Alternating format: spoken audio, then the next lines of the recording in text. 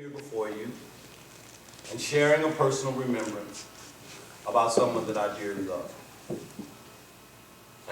And this is something that, now I hate to say it, I'm 56 years old.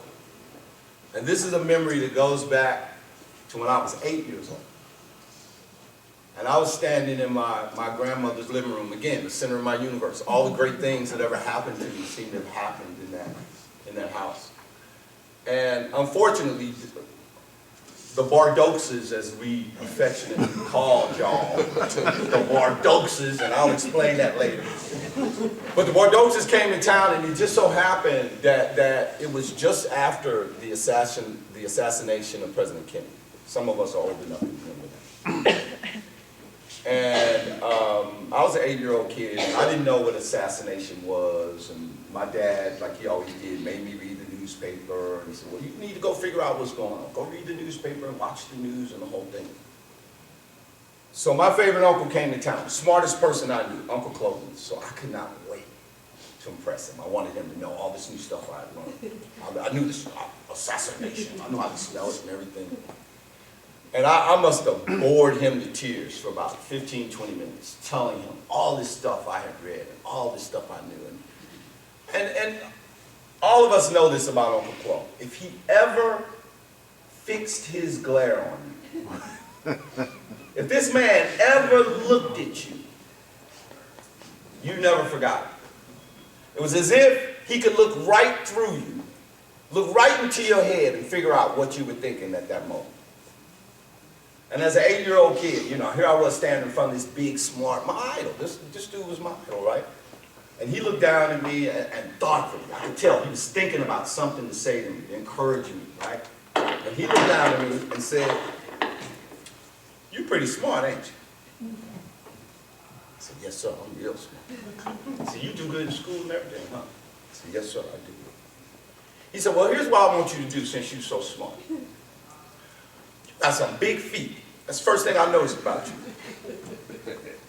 So I want you to go over there and stand in that corner and think about what you can do to make your feet small." Now, I was 8 years old. I was a smart kid. Because even I knew he was joking. Right? But after standing in that corner for 45 minutes, finally my mama took pity on me and came over to me and said, "Boy, what you doing standing over in this corner looking like a fool? Everybody over here eating and having fun. How come you standing in the corner?" I said, "Uncle Clo told me to think about what I could do to make my feet small." My mama looked at me and said, "All right, then, go on about your business." So what I took from that, here I am, some 45, 48 years later. I'm not good at math. I was 8 years old, so 48 years later. What did I take from that? First of all, I never forgot that glare, that steely stare, that playful intellect that he had, a way of making you confront yourself and situations by asking yourself questions and challenging yourself. That's what I took from Uncle Clo. And that was the first of many times he played that intellectual game with me, to push me, to see how far I could go, to see what I could do with my own mind, with my own intellect. And he loved playing these games with us. I dare say, if you think about it, all of us who met him can think of times when he did that to us. Hopefully we're going to be together for the better part of the day. And there'll be things that you'll think about and remembrances that you'll have, that you'll share with us. I know with this group, usually a little drink or a little smoke help a little bit, but hey, I'm just saying. That might bring some memories forward. I'm just saying. That's your thing. Not that that's my thing. I'm just saying. But come on, it ain't that fun. Come on. But I would be remiss if I did not try to summarize the life of this man. And for me, every person's life has a moral, and presents a challenge. As I look at my Uncle Clo's life, the moral of his life is that he was a great father, an outstanding father. And the only proof you need of that is to look at the 4 sons that he raised. You know, I tease Jock all the time. We talk about it all the time, how important he was in my life. I didn't have a big brother. Jock was, I didn't want him, but he was my big brother. he was a little brother, so he just forced himself on me. You my little brother, you know. And he was older, so it wasn't nothing I could say. But the thing that was so cool, I shared some of those summer visits too, where they would come from wherever they were. They were in Chicago, and Grandma would call my mom and say, hey, y'all need to be here Saturday because the Bordeaux is coming to town. It'd be like a storm was blowing in, the Bordeaux are coming. And it was incredible. It always lived up to my expectations. They always had on, they was always dressed to the nines, They actually had flown on an airplane before. I had never even seen one, right? And Jock would rub that stuff in too. Oh, you ain't been on no plane. They moved to this place called California, right? And I'll never forget the first year they were there, my Aunt Dee sent me a bank, right, with a penny on top. And the penny was fixed on top. I tried to remove it. That's how I know it's fixed on top. She told me, save your money. One day, you come to California. I didn't know she meant 40 years later. But the Bordeaux's always had this way of coming to town and exposing us to this whole new, different world out there. And my mother thought the world of Uncle Clo. How smart he was. He had gone to college. He was an engineer. He worked for this mysterious guy named Howard Hughes. Remember that? The whole reason I went to find out who Howard Hughes was because of my Uncle Clo. And I always had this vision of him, right? Of Howard Hughes sitting in a darkened room with all the beard and the whole thing happened. And my Uncle Clo coming over whispering in his ear. We're going to South America. We're going to build something in South America. So Uncle Clo for me was special because of that. Because he loved education, because he valued knowledge.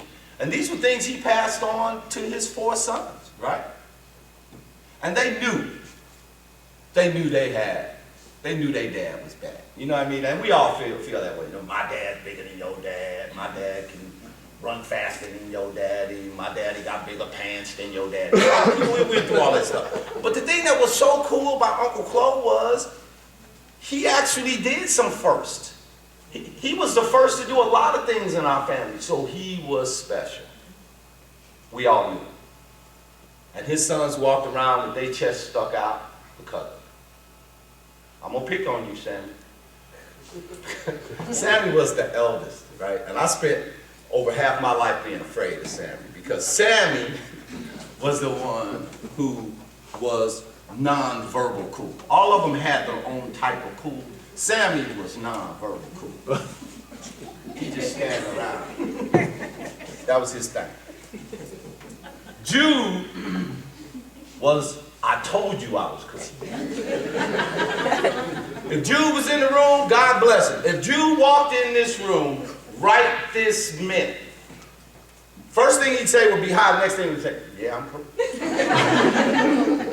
And look good doing it. VC was performance cool, right? And he showed you that today. Showed you that today. Look, you may or may not know, the Cartwrights had a special love for music. So anything to do with music, we loved. If you could whistle real cool, we thought you was cool. But this dude could play piano. And I'll never forget you coming to St. Louis. I don't even know what year this was. When you came here to be in the Black Artist Group. Remember that? you was a serious musician, man. And when I say serious musician, I'm talking about a type of music, right? We was listening to the Supremes and the Temptations and all this stuff. This dude was into avant-garde jazz, classical music, right? Touched my heart. I mean, to see my cousin, you know, my cousin was that cool and that talented. Now, he was a stranger in heck. But he was from California. He couldn't help it. And I'll tell you how straight. I'm going to remind you of this story. Every time we're together in front of the booth, I'm going to remind you of this story. And Sarah remembers this story. BC was into his music, into this black artist group thing. I mean, you come up and say, man, what day is it, BC? I'm thinking about my music. He was serious with his, right? And had this, you didn't know this about your dad. Had like a Michael Jackson fro, one of them big old fro. Y'all remember that? Dude had, I mean, where it was too heavy sometimes. He couldn't keep his head up straight, right? So, two things happened on this same day with BC, right? BC was at a party with his big fro, and I'm sure he was standing around with his friends being cool and talking about, he was thinking about his music, and happened to stand a little too close to a candle. Remember that, bro, hand? Still got that ball spot up. The original Michael Jackson.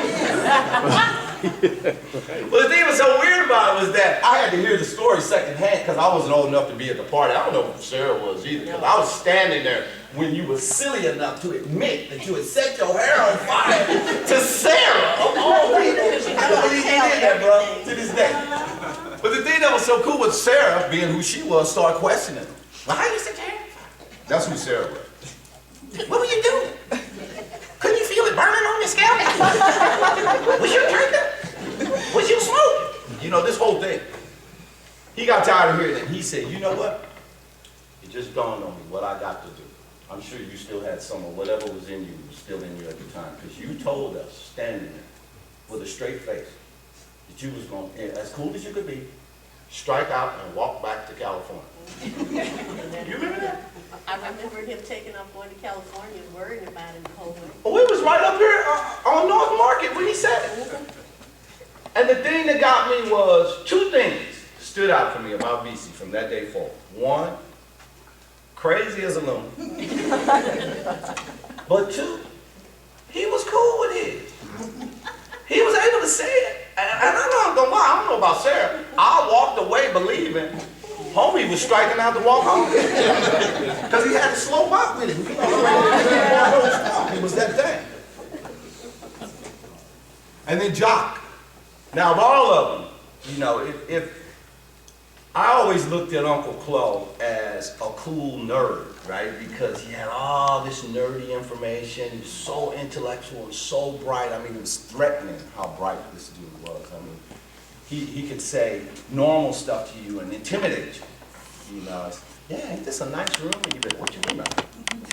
You start questioning your own intellect because you knew if he made a comment, it had to be something on a higher level. Well, the person who got that is Jock. Jock's one of them smart, cool people. And what I mean by that is, if you've, and this is the second week in a row that I've had the pleasure of having to do an organized event with cool Jock. Jock is not cool. Jock is one of them people that says, you know, hey look, if you're supposed to eat at 7:30, 7:29 and 15 seconds, you should be pulling your chair out from under the table. And then 15 seconds later, your butt should be hitting the chair. And then 10 seconds later, you should grab your fork. I mean, I know his kids know this, because they over here like, dang, Daddy's always been that way? Daddy's always been that way. Daddy's always been that way. And I'll give you an example of this. I'll give you an example of how smart, cool your daddy is. Again, you're like 6, 7 years old. We were playing right down the street down there, right? I took my sons by there this morning. Tandy Community Center is right down here. That Jungle Gym is still behind that center. Me and Jock out there playing. He had this thing in his mouth. I didn't know what the hell that thing was, but I wanted one because he had one. And he was bragging about it. That's what he told me. Didn't work, did it? My teeth ain't gonna look like yours. They're gonna be straight. You know, he kept showing me the little thing, right? This little piece of steel. I'm like, damn, man. Where you get what is that thing? It's called a retainer. That's what he told me. It's called a retainer. So we walked from North Market, which was a long way for us, from North Market all the way to Tame Park. And I begged that punk all the way. I got to call you punk because I was so mad at you. I begged him all day long. Let me wear it for a while, man.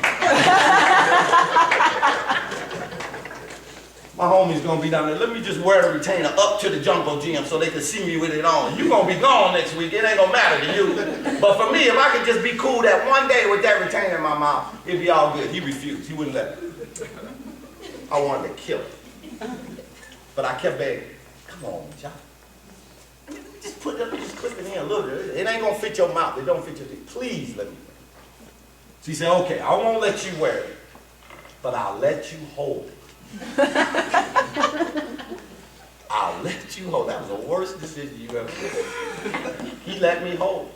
So I had it, and we were on the Jungle Gym and everything, and that was the last time we saw that thing for about 10 hours. That's right, because unbeaten made us go back up there and find Lord have mercy. Lord have mercy. We went home, both of us cried all the way home. You know that whining cry. We cried all the way up to the front steps, and his mama, oh my Lord, Aunt Bibi. I thought my mama could be crazy mad. Your mama was crazy mad that day. She came to him, and the minute he walked up there whining, she saw his mouth. And I guess could tell because the little bumps wasn't in his lip where the thing was. Where is that retainer? And you know what he said? This how I knew. This how I knew. Your daddy was smart, cool. You know what your daddy said? Ramon lost it. Which was true, but still, it's your retainer. So for the next, it seemed like 10 hours, because this was like in the morning, till the sun went down, we searched. I forgot you were with us. We found it in the trash can, but every last one of us that day got a whipping because you got it. Yo, mom, look. And I'll never forget, I almost said a bad word. I remember taking that butt whipping because of you. And the whole time I was getting beat, looking at my mama like, you ain't gonna jump in and do that? You gonna let this woman beat me like this? And I think the look on my mama's face was like, yeah, because she'll beat me too. So coolness was one of the things that all of the sons got from Uncle Clo. All of them got that. Intellect, valuing education and knowledge was something that all of them. So the moral for me of his life is how important it is for all of us, and especially me standing here because my children are here, how important it is for us to commit today to be better fathers, to be better parents, to learn, to understand that discipline is about more. See, for most of us, when I was coming up, discipline meant, what did you beat them with? How much did you beat them? And how long did you cuss them out after you beat them? That's what discipline meant. For Uncle Clo, discipline meant teaching, helping you be the best you could be, making you push yourself always to be better. And those were the things that he gave to his sons, and I see him now giving to their children, and the thing that I want to give to my children the most. A discipline that's born out of love, not fear. A discipline that's bringing you to a higher place and a better place. A discipline away fear of me as your parent, but also of the world out there, so that you'll go forward. Now, the last thing I want to say is the thing about challenge. Because the moral of his life was that he was a great parent. The challenge that he presents to us, and as we look around, I remember every Christmas Eve being, again, in the center of my universe in my grandmother's house, and being one of the kids. It was so cool. It was so cool to see the generation ahead of us, Aunt Juanita, Aunt Evie, Uncle Clo, my mom and dad, to see them there holding court at Christmas time. Or on the Saturday, just when we get together for Saturday breakfast. We spend more time walking around the room hugging and kissing each other than we actually did eating, and that is the honest truth. So what's the challenge? The challenge is this. Our older generation is leaving us. Uncle Clo is the most recent of those two. I fear saying that we're going to lose more of our family members. It's part of getting older, unfortunately. It's part of growing up. We have to accommodate it, we have to accept it. But the other part we have to accept is the responsibility that we have for this family. It's no accident that we're here like we are. It's no accident that we love each other the way we do. It's no accident that we value traditions of education and upward mobility. These are things that the previous generation in our family taught us and made us hold dear. Now it's our turn to push that forward. And I'm looking at my cousins. Some of y'all older than me. I'm probably the youngest of all y'all. But it's our turn. It's our turn to take this family forward. It's our turn to set the traditions and the value systems that are going to make sure that this family is here a century from now. When, I know Imani's not even thinking about it, but when your baby's sitting here, I want this family to be strong. And the way we do that is to follow the examples of the greatest in our family, Uncle Clovis Bordeaux. With that, I'd like to call